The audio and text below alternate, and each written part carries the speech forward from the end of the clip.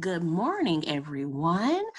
Today we will be continuing our lesson in Go Math with measuring liquid volume with using milliliters and liters.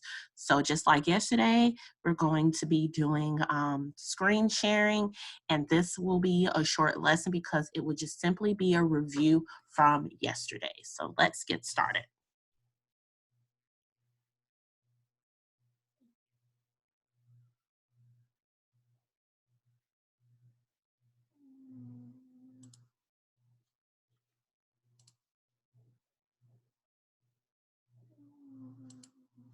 Okay.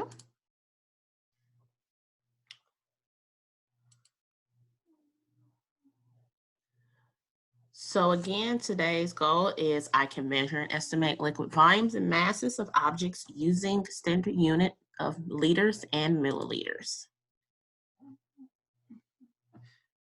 So examples of objects used as liters, as you can see, these are bottles of Coca-Cola, and you can see this at your local grocery store. They measure this in liters. Another example of an object being used as liters is the water containers. There are some places that uses gallons of water jugs for different things. Some people use them in their homes, some people use them at their jobs, but they are measured in liters as well. Objects used in milliliters. This is a ear wax removal syringe. As you can see, it does have the measurements. It has a 5 milliliters, 10 milliliters, 15 milliliters, and 20 milliliters. Another object that's used in milliliters, which is a spoon.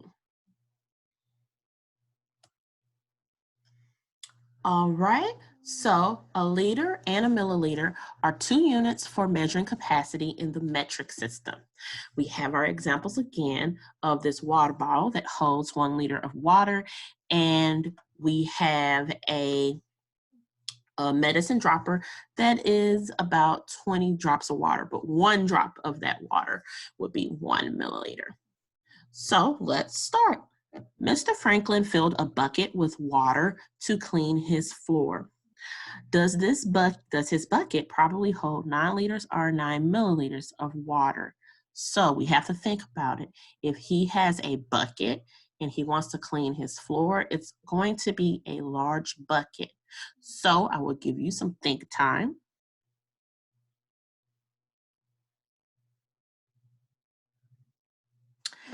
If you said that his bucket will hold 9 liters of water, you are correct. It does. Number 2, a baker adds half of a teaspoon of vanilla to her cake recipe.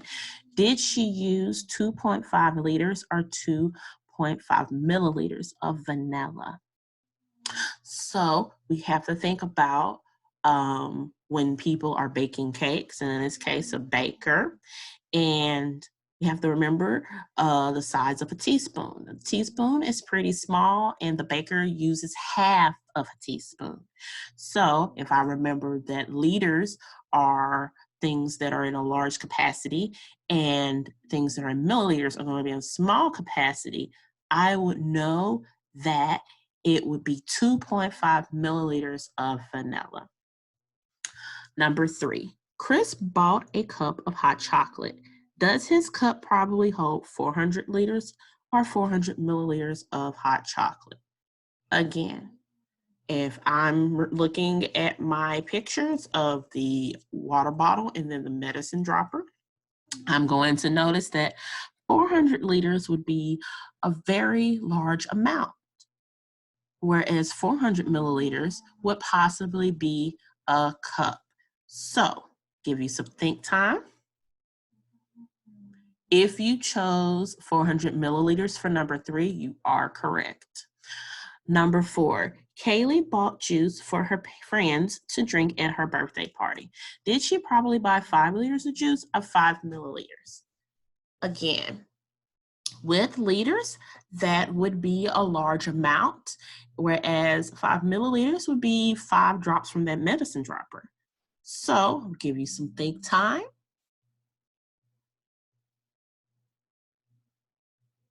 If you chose 5 liters of juice, you were correct. Number 5, Miss Marge has a large fish tank in her office. Does her fish tank hold 100 liters or 100 milliliters of water? Again, I see that the fish tank is large, and I know that 100 milliliters of water would be 100 drops from that medicine dropper.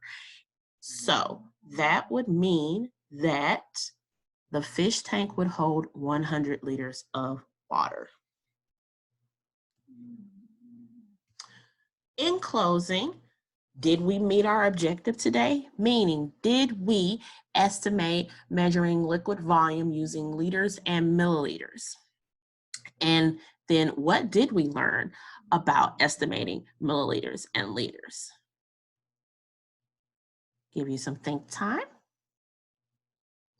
And if you said that you understand that liters and milliliters is a way to measure liquid volume, and that liters is where you are measuring large amounts of liquid, and milliliters is where you're measuring small amounts of liquid, such as things that are in cups and medicine droppers, then you have met the objective for today and you understand today's lesson.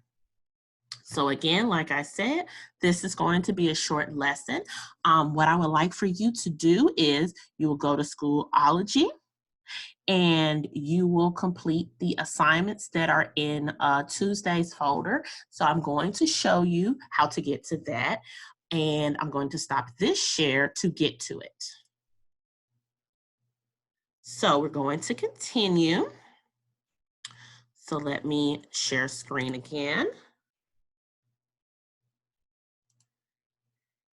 And then we're going to math. So let's go to courses. And we're going to go to math.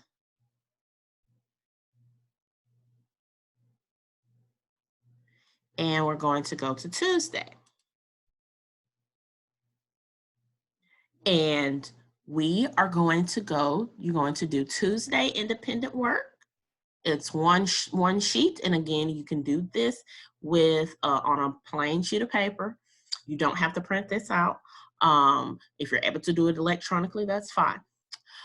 And you can send it to me through Schoolology for feedback. Or if you would like to take a picture and send it to me through Schoolology or through Class Dojo, you can.